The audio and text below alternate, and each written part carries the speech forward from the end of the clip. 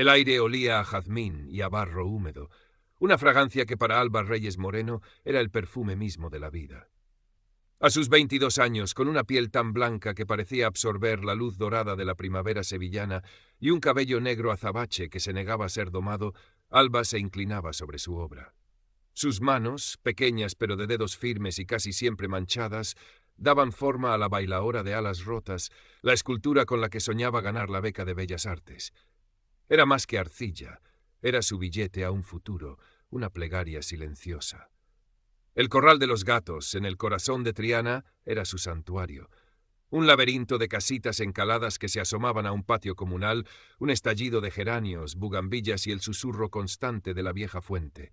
En una esquina, el pequeño taller de alfarería de don Rafael Solís, un hombre de 70 años, cuya piel curtida por el sol y el horno guardaba la memoria del barrio. Él era su mentor, la figura paterna que apenas había conocido. «Esa bailaora tuya tiene duende, Alba», dijo don Rafael, sus ojos sabios observándola desde el torno donde una vasija tomaba forma entre sus manos nudosas, «pero también tiene una mijita de pena en la mirada». Alba suspiró, un soplo apenas audible. «Es que no sé qué va a ser de nosotros, don Rafael. Los de la Torre Promociones no dejan de dar la tabarra». La sombra de la constructora se cernía sobre el corral como un nubarrón de tormenta. Querían derribarlo para levantar apartamentos de lujo, impersonales y fríos. La beca era su única esperanza, no solo para ella, sino para sentir que al menos su abuela, que la había criado entre sacrificios y amor austero después de que su padre bohemio desapareciera, vería que su nieta servía para algo más que para soñar despierta. Su madre, de etnia gitana, había muerto demasiado pronto, dejándole solo vagos recuerdos y una sensibilidad a flor de piel que a veces la hacía sentirse distinta, incluso en aquel crisol de gentes. El estruendo de un motor potente rompió la calma matutina. Un coche negro y reluciente, tan fuera de lugar en el empedrado del corral como un cuervo en un nido de palomas, se detuvo con un chirrido. De él descendió Iván de la Torre Gascón. 30 y tantos, alto, con una complexión robusta que delataba horas de gimnasio y una piel aceitunada, artificialmente bronceada, que contrastaba con la palidez casi nívea de Alba. Su traje caro gritaba dinero, su pelo engominado y sus gafas de sol de diseñador, arrogancia. «Buenos días. Si es que pueden serlo para ustedes», soltó con una sonrisa que no llegaba a sus ojos oscuros y pequeños, fríos como el mármol. Se dirigió a los pocos vecinos que se habían asomado, entre ellos doña Carmen, la abuela de Alba y don Rafael. «Vengo con la oferta final. Y créanme, es más de lo que esta posilga merece». Alba sintió como la sangre le hervía. «Este no es ninguna posilga, es nuestro hogar», dijo en voz baja, pero firme, sorprendiéndose a sí misma. Iván de la Torre giró la cabeza lentamente hacia ella, como si acabara de reparar en un insecto molesto. Su mirada la recorrió de arriba abajo, deteniéndose en su ropa sencilla, en las manchas de arcilla de sus manos. Una sonrisa despectiva se dibujó en sus labios. «Vaya, vaya», la artista del barrio. «Bonito pasatiempo, muñeca», dijo, acercándose a la bailaora de alas rotas. La examinó con fingido interés. Pero el progreso no espera a los artistas muertos de hambre, y mucho menos a los que viven de recuerdos. Un escalofrío recorrió la espalda de Alba. En sus ojos no había más que desprecio. Los días siguientes se tiñeron de una ansiedad sorda. La oferta de Iván fue rechazada con la dignidad silenciosa de los que poco tienen, pero mucho valoran. Entonces comenzó el veneno de la intimidación. Alba encontró una mañana su mejor saco de arcilla rajado, el barro seco e inservible. Otro día, la fuente del patio, el corazón del corral, dejó de manar agua misteriosamente durante horas. Pequeños accidentes que nadie podía probar, pero cuya autoría todos intuían. Iván de la Torre merodeaba por el corral con más frecuencia, su coche negro una presencia ominosa. No decía nada, solo observaba, con aquella sonrisa suya, cargada de suficiencia que a Alba le helaba la sangre en las venas. Se sentía vigilada, acosada en silencio. Su inspiración se marchitó como una flor sin sol. La bailaora de alas rotas parecía mirarla con una tristeza aún más profunda. Don Rafael, incapaz de soportar la angustia de Alba y la humillación a su comunidad, intentó razonar con Iván. Lo abordó una mañana cuando el joven promotor salía de su coche. «Señor de la Torre», comenzó con su voz pausada, «este corral es la vida de mucha gente. Aquí hay historias, hay raíces». Iván ni siquiera se quitó las gafas de sol. «Mire, abuelo, lo interrumpió, el tono cargado de un desdén que hirió a Alba en lo más profundo al escucharlo desde su ventana. Sus raíces y sus historias no pagan las facturas de mi empresa. El mundo avanza, y los que se aferran al pasado acaban aplastados por él. Ocúpese de sus cacharros, que es lo único para lo que sirve.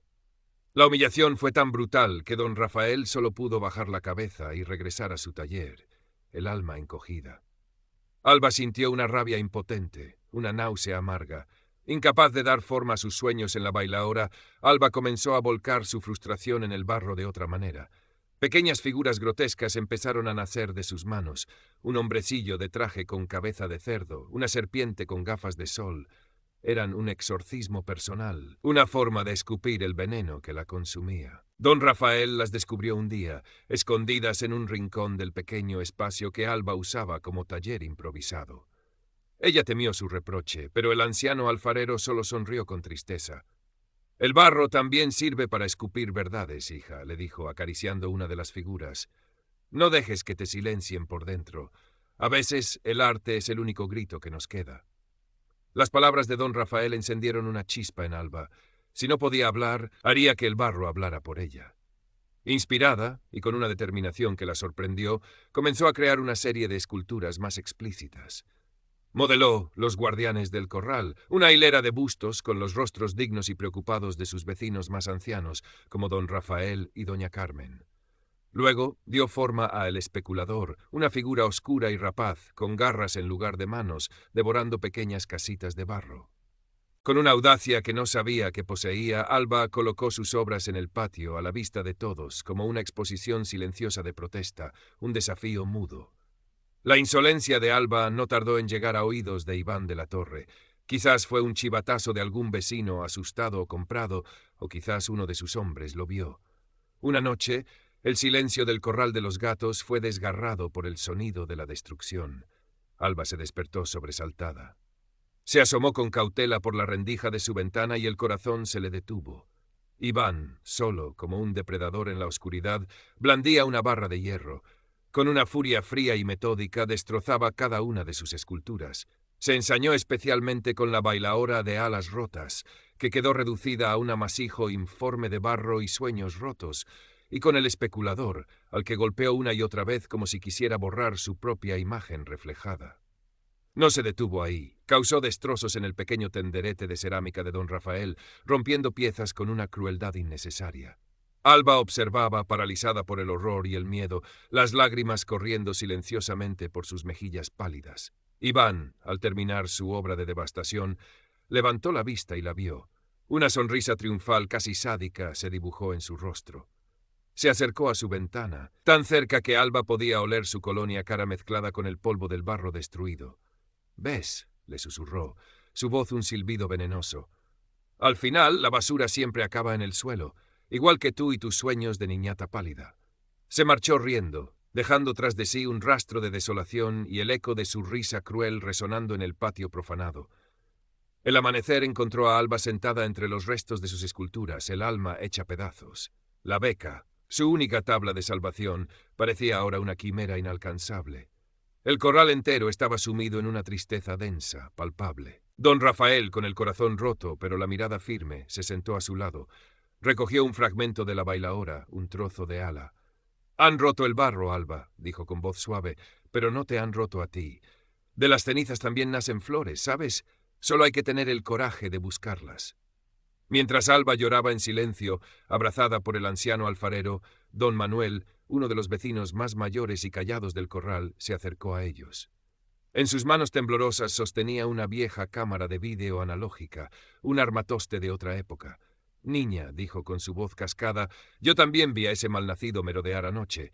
No pude grabar la barbaridad que hizo, estaba demasiado oscuro y yo... Bueno, soy viejo, pero tengo esto». Le tendió la cámara a Alba. «Quizás te sirva para algo. A estos canallas a veces hay que grabarlos cuando menos se lo esperan, cuando se creen los dueños del mundo». Alba tomó la cámara, su peso inesperado en sus manos. Miró los fragmentos de sus sueños esparcidos por el suelo, luego a don Rafael, luego a don Manuel. Una idea, frágil como un brote en invierno pero cargada de una extraña y febril energía, comenzó a germinar en su mente. Con una determinación que la sacó del abismo de la desesperación, Alba se puso en pie. Ya no había lágrimas, solo una fría resolución en sus ojos azules, ahora casi grises. Recogió con cuidado cada fragmento de sus obras destruidas. No iba a rendirse. Si Iván de la Torre quería guerra, la tendría, pero en sus propios términos. Durante los días siguientes, el Corral de los Gatos fue testigo de una transformación. Alba, con la ayuda de don Rafael, que entendía de mecanismos simples gracias a su torno y sus herramientas, se encerró en el pequeño espacio que usaba como taller. La idea era audaz, casi una locura. Reconstruiría una de sus esculturas, una que llamaría La Verdad Despedazada, utilizando los mismos trozos rotos como testimonio de la violencia sufrida. Y en su interior, oculta a la vista, estaría la pequeña cámara de vídeo de don Manuel, con el objetivo apuntando hacia el lugar donde ella trabajaría ostensiblemente. El plan era arriesgado. Alba colocaría la escultura trampa en el patio, a la vista de todos, y fingiría trabajar en ella abiertamente. Sabían que la arrogancia de Iván, su necesidad patológica de controlar y humillar, lo harían volver si se enteraba de que ella persistía en su desafío. Los pocos vecinos que estaban al tanto del plan, don Rafael, don Manuel y doña Carmen, su abuela, que aunque temerosa apoyaba la valentía de su nieta, se comprometieron a actuar con la mayor naturalidad posible y a vigilar discretamente. Pasaron varios días. Alba trabajaba en su escultura trampa, el corazón latiéndole con fuerza cada vez que escuchaba un coche acercarse. La tensión en el corral era palpable, una mezcla de miedo y expectación. Finalmente, una tarde, mientras el sol comenzaba a declinar tiñendo de oro las paredes encaladas, el coche negro de Iván de la Torre apareció de nuevo. Descendió con su habitual prepotencia, las gafas de sol ocultando su mirada. Se acercó directamente a Alba, que fingía estar retocando La Verdad Despedazada. Otra vez jugando con el barro, paliducha, se burló, su voz destilando desprecio. ¿No has tenido suficiente escarmiento? Alba levantó la vista. Temblaba visiblemente, pero en sus ojos había una luz nueva, una chispa de desafío que desconcertó a Iván por un instante. Esta escultura se llama La Memoria Rota, señor de la Torre, dijo, su voz sorprendentemente firme. Habla de lo que usted hizo la otra noche, de cómo intentó callarnos.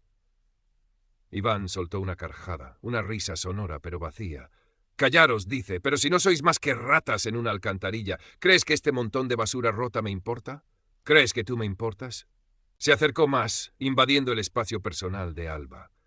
Divertido por lo que consideraba la patética resistencia de la joven y creyéndose absolutamente impune, comenzó a monologar, inflado de su propia arrogancia. Este corral es una ruina, como todos ustedes. Un nido de parásitos que se interponen en el progreso. Y yo voy a pasar la pisonadora por encima de todo. ¿Entiendes? Por encima de tus estatuillas ridículas y de tus esperanzas de muerta de hambre. Su voz se elevó, disfrutando de su propio poder, de la humillación que creía infligir. Destruí tus obras antes y lo haré 1000 veces si es necesario, hasta que aprendas cuál es tu sitio. Y a ti también, si hace falta, te aplastaré como a una cucaracha. Cada palabra, cada gesto de desprecio, cada confesión implícita de su culpabilidad en la destrucción anterior estaba siendo grabada por la pequeña cámara oculta en la base de la escultura. Alba apenas respiraba, manteniendo la compostura a duras penas, el miedo luchando contra la adrenalina.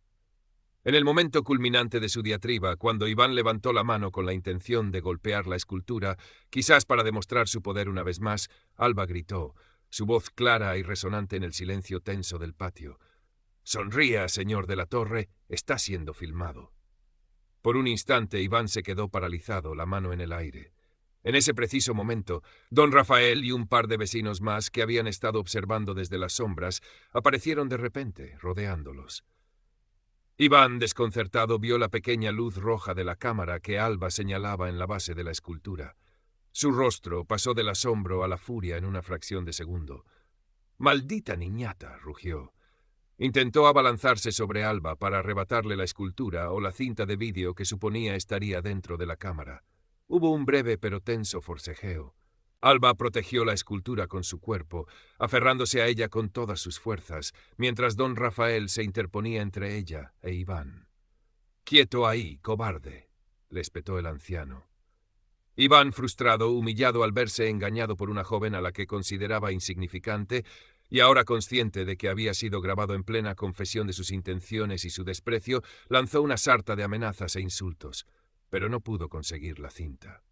Viéndose en clara desventaja y temiendo un escándalo mayor en ese mismo instante, optó por la retirada, no sin antes lanzar una última mirada cargada de odio a Alba. «Esto no va a quedar así, zorra», siseó antes de subir a su coche y marcharse a toda velocidad, dejando tras de sí un silencio cargado de triunfo y temor.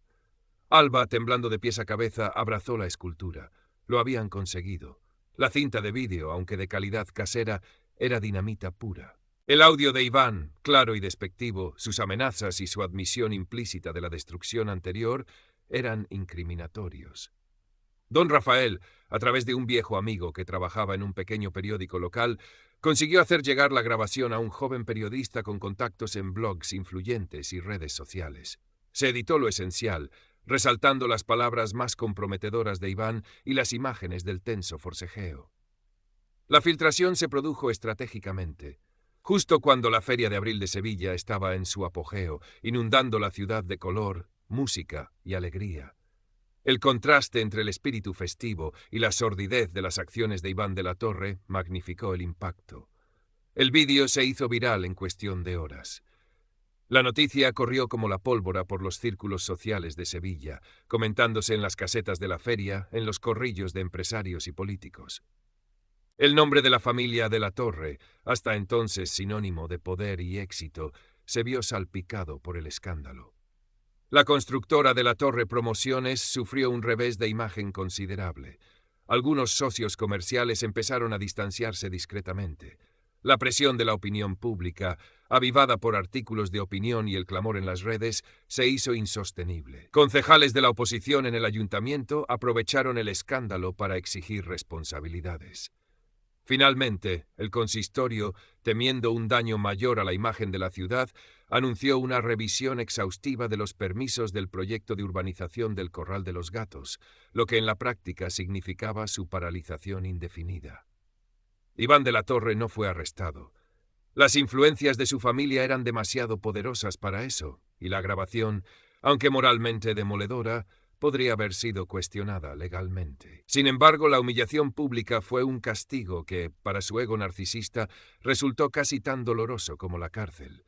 Su padre, furioso por el escándalo y la torpeza de su hijo, lo apartó discretamente de la dirección de la empresa y lo envió a estudiar un máster al extranjero, una forma elegante de quitarlo de en medio hasta que pasara la tormenta. Para Iván, acostumbrado a salirse siempre con la suya, fue una derrota amarga y pública. El Corral de los Gatos se había salvado, al menos por el momento. La comunidad, exultante y unida como nunca, lo celebró con una fiesta sencilla pero emotiva en el patio, ahora libre de la sombra de la demolición. Hubo cante, baile y el vino corrió con alegría. Alba, aunque el plazo para la beca de Bellas Artes había pasado sin que pudiera presentar su bailaora de alas rotas, recibió el mayor de los reconocimientos, el cariño y la gratitud de su gente. Su historia, la de la joven artista que había desafiado al poderoso con ingenio y barro, trascendió las fronteras del barrio. Una pequeña galería de arte alternativo de Sevilla, conmovida por su valentía y talento, le ofreció la oportunidad de realizar su primera exposición individual. Meses después, el sol de una tarde de otoño iluminaba el Corral de los Gatos. El aire olía a tierra mojada y a los últimos jazmines. Alba trabajaba en su pequeño taller improvisado, el mismo que había sido testigo de su desesperación y su renacimiento. Ya no había miedo en sus ojos azules, solo una serena determinación. Estaba modelando una nueva figura femenina, una mujer que surgía de fragmentos rotos, como un mosaico recompuesto, pero cuya expresión irradiaba una fuerza indomable y una esperanza tranquila. Sus manos, antes temblorosas, se movían ahora con una seguridad recién descubierta. Don Rafael se acercó en silencio, observándola trabajar. En sus manos llevaba un trozo de barro especial, de un color rojizo intenso. «Toma, Alba», le dijo, ofreciéndoselo. «Es barro de Triana, del bueno, con duende, para que sigas contando las verdades del alma». Alba tomó el barro, sintiendo